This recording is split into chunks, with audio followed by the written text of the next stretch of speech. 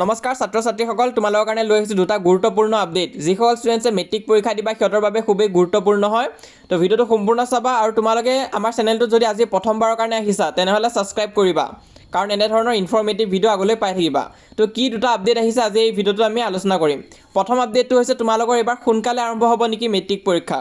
বহুতো ষ্টুডেণ্টছে আমাক মেছেজো কৰি আছিলে যে এইবছৰ আৰু সোনকালে আৰম্ভ হ'ব নেকি, কাৰণ প্ৰতি বছৰে মেট্ৰিক পৰীক্ষা আগুৱাই আহি আছে। তো এইবছৰ এনেকুৱা হ'ব পাৰে যে তোমালোকৰ এইচএছ পৰীক্ষাৰ লগতে মেট্ৰিক পৰীক্ষা হ'ব পাৰে। তো তেনেকুৱা কৰিব চেষ্টা কৰিও আছে চৰকাৰে। আগতে তোমালোকে দেখিছাই যে মেট্ৰিক পৰীক্ষা মাৰ্চ বা এপ্ৰিল মান্থত হৈছিলে, কিন্তু এইবাৰ তোমালোকে নিজেও দেখিছা যে মেট্ৰিক পৰীক্ষা তোমালোকৰ এইচএছ পৰীক্ষাৰ ওচৰতে হৈছে, মানে ফেব্ৰুৱাৰী মান্থত হৈছে।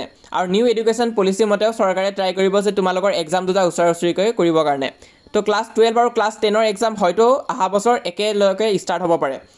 তো আগতে কি আছিলে, এইচএছ এক্সাম ফেব্ৰুৱাৰীত হৈছিলে, মেট্ৰিক পৰীক্ষা মাৰ্চ মান্থত হৈছিলে।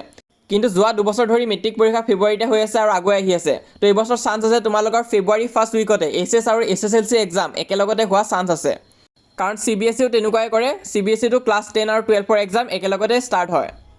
আৰু একেলগতে আৰম্ভ নহ'লেও তোমালোকে ফেব্ৰুৱাৰী ফাৰ্ষ্ট উইক বা ছেকেণ্ড উইকত যে এক্সামটো হ'ব সেইটো ফিক্স বুলি ভাবি ল'ব পাৰা।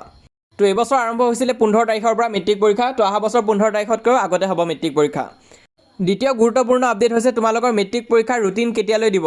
তো মেট্ৰিক পৰীক্ষাৰ ৰুটিন তোমালোকৰ নৱেম্বৰ মান্থত প্ৰকাশ পায়। তো এতিয়ালৈ সেবাই কোনো ধৰণৰ তেনেকুৱা কোৱা নাই যে ৰুটিন কেতিয়া দিব, কিন্তু এক্সপেক্ট কৰা গৈছে যে নৱেম্বৰ মান্থতে তোমালোকে এইবাৰ ৰুটিন পাই যাবাগৈ। তো নৱেম্বৰ মান্থলৈ সময় আছে, কিন্তু মেট্ৰিক পৰীক্ষাৰ কাৰণে ক'বলৈ গ'লে ইমান এটা সময়ো নাই, কাৰণ 8 নে 7 মাহমান আছে। তো তোমালোকে এইকেইদিন ভালকৈ পঢ়িব লাগিব। আৰু লগতে তোমালোকৰ কাৰণে 3টা ভাল খবৰো আছে, গুৰুত্বপূৰ্ণ আপডেট আছে 3টা। যদি তোমালোকে এতিয়ালৈ এই ভিডিঅ'টো চোৱা নাই তেনেহ'লে চাই ল'বা। লিংকটো ডেছক্ৰিপশ্যনত মই দি থৈ দিম আৰু পিন কমেণ্টতো থাকিব, তাত গৈ তোমালোকে ভিডিঅ'টো চাব পাৰিবা। লগতে আমাৰ হোৱাটছএপ পেজত যদি এতিয়ালৈ জইন কৰা নাই সোনকালে জইন কৰিবা, লিংকটো পিন কমেণ্টত দিয়া আছে। তাত তোমালোকে আপডেটছবোৰ পাই থাকিবা আৰু আমি যিমান পাৰোঁ সহায়ো কৰি যাম তোমালোকক। লগতে আমাৰ এই ইউটিউব চেনেলটো তোমালোকে ছাবস্ক্ৰাইব কৰি থৈ দিয়া, নতুন যেতিয়া আপডেট আহিব তোমালোকে চেনেলটোৰ জৰিয়তে পাই যাবা।